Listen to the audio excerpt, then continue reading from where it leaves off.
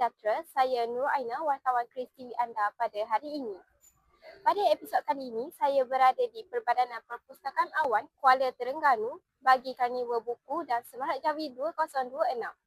Karnival ini bermula dari 25 Julai hingga 1 Ogos 2026 dari jam 9 pagi hingga 10 malam. Pelbagai aktiviti yang menarik yang akan berlangsung pada hari ini. Jadi, jom kita lihat sendiri kemeriahan suasana pada hari ini.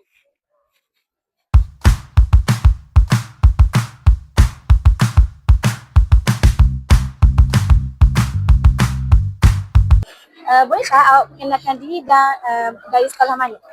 Nama saya Auni Firzana dari Semaza. Saya Inwardah dari Sekolah Semaza. Buku apa yang menjadi tarikan awak dekat sini? Kalau macam saya ambil buku bahasa Arab Sorof. Sebab apa? Sebab kat sekolah kita orang belajar alam.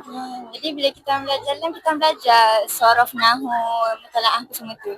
Jadi macam bila kita beli buku ni, jadi kita tambahkan lagi kita punya ilmu tu lah. Okey.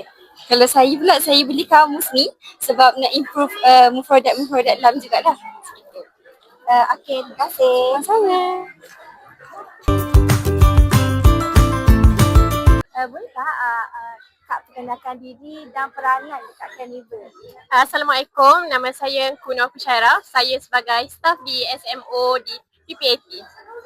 Soalan dia, bagaimana sambutan pengunjung selama 2 hari Camp Karnival ni berlangsung? Alhamdulillah, setakat ni pengunjung sangatlah ramai kerana terlalu banyak aktiviti yang menarik dan promosi yang menarik yang disediakan di SMO PPAT Marang Terengganu. Okey, itu je. Terima kasih. Sama.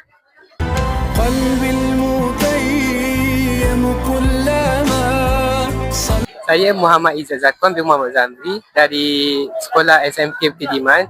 Okey, saya nak tanya macam mana awak boleh tahu Karnival Buku ni berada dekat Terengganu? Sebab saya ada baca satu maklumat ni, dia beritahu ada Karnival Buku di sini, di sekolahan. Okey, terima kasih. Saya buat video kucing, robot kucing. Saya dapat jawatan nombor 1. Saya buat video kreatif dari pustaka tu. Pustaka awam. Okey, terima kasih. Tanya Harapan YB tentang karnival ini. Harapan saya semoga dengan pesta buku seumpama ini akan memupuk minat membaca, khususnya di kalangan masyarakat kita dan juga pelajar-pelajar kita. Dengan cabaran semasa dengan IT, medsos semua sekali kadang-kadang menyebabkan orang kita ni dia kurang minat untuk baca buku. Dengan pesta seumpama ini insya-Allah kita akan meningkatkan semangat dan minat khususnya pelajar. InsyaAllah, itu harapan saya. Terima kasih.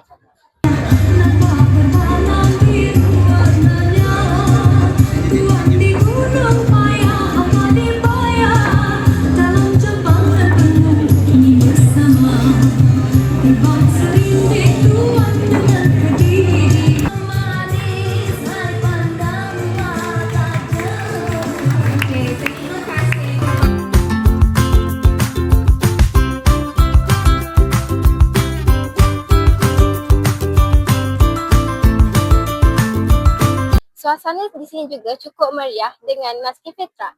Pengunjung boleh mencuba Nescafe.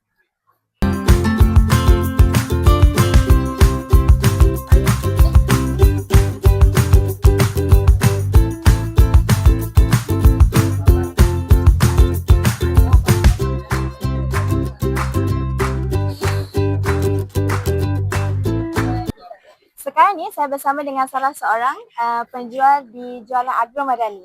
Boleh tak Encik memperkenalkan diri? Okay, nama saya Badrul daripada Nirah Farma daerah Kuala Terengganu.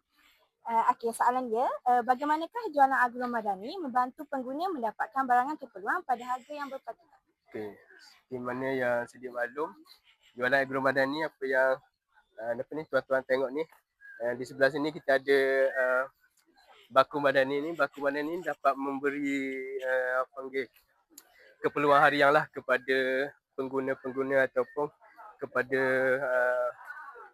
orang rumah lah, orang rumah. Senang nak pergi, kata nak pergi ke Pasaraya, pilih je Agro Madani ni dapat menampung keperluan harian mereka lah. Jangan lepaskan peluang untuk hadir dan menikmati sendiri suasana di sini. Saya, Nurul Aina, wartawan Kris TV anda, melaporkan dari Perbadanan Perpustakaan Awam Terengganu. Sekian, terima kasih.